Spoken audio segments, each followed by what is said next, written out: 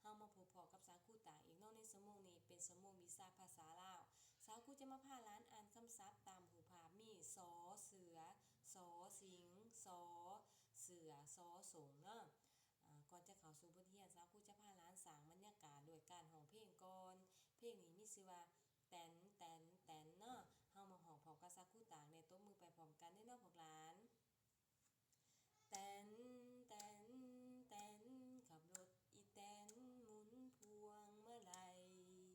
เอี่ยวขวาแล้วมาเอี่ยวซ้าย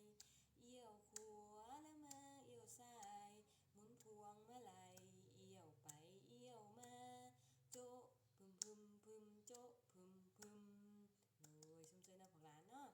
สมุงกรซักคู่ก่อนเลยพาล้านอ่านคำศัพท์ตามหูผามีจอจานเนาะจอจอกจอใจจอจัวเนาะร้านหน่อยก็ได้อ่านและส่งเป็นวิดีโอมาให้ซักคู่ตากในเบิ่งในฟังนำเนาะเช้าคู่ขอชมเชยร้านหน่อยเก่งหลาย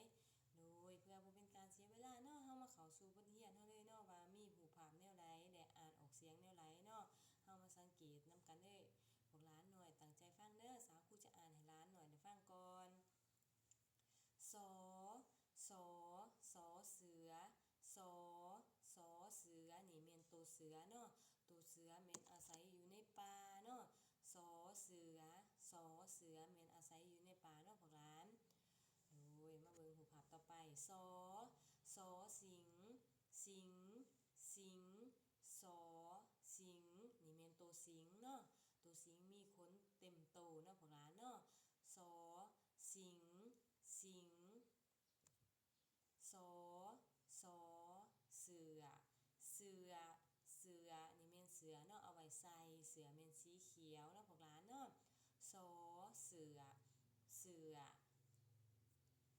สอสอส่งส่งส่งสอ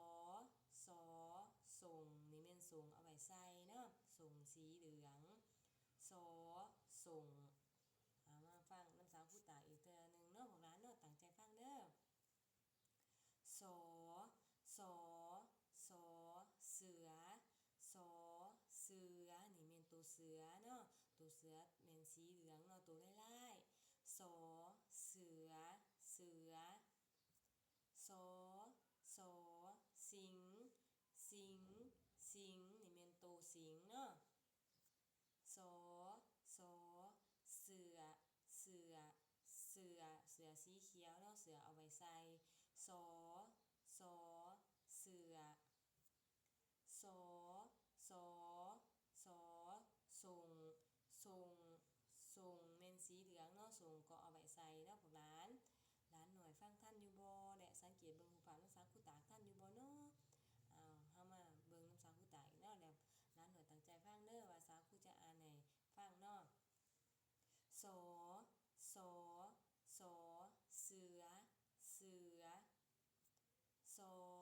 สอสิงสิงสอสอสอเสือ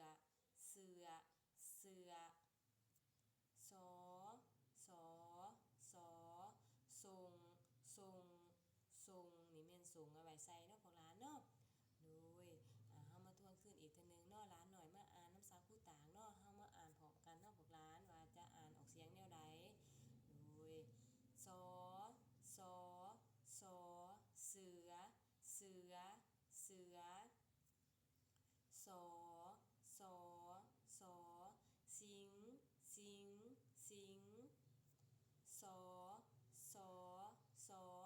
เสือเสือเสือสอสอสอส่งส่งส่งโดยชั่วโมงนี้สาวคู่ก็เลยพาล้านเฮียนมีซาภาษาลาวเนาะอ่านคำศัพท์ตามหูผามีสอเสือสอสิงสอเสือสอส่งเนาะล้านหน่อยก็เลยอ่านน้ำสาวคู่ตากไปแล้วเนาะไม่ได้ร้านหน่อยอยู่เฮือนขอให้ร้านหน่อยตั้งใจเฮียนตั้งใจอ่านคำศัพท์ตามหูผามเนาะว่ามีหูผามแนวไรหรือว่าอ่านออกเสียงแนวไรขอให้ร้านหน่อยตั้งใจเฮียนเด้อพวกร้านโดยสุดท้ายนี่สาวผู้ขออวยพรใส่ให้ร้านหน่อยเป็นเด็กคำหูของพ่อแม่ของอาเอ๋อน้องว่าทุกคนเด้อหากษาสุขภาพให้ดีเนาะบ่ให้เจ็บบ่ให้ไข้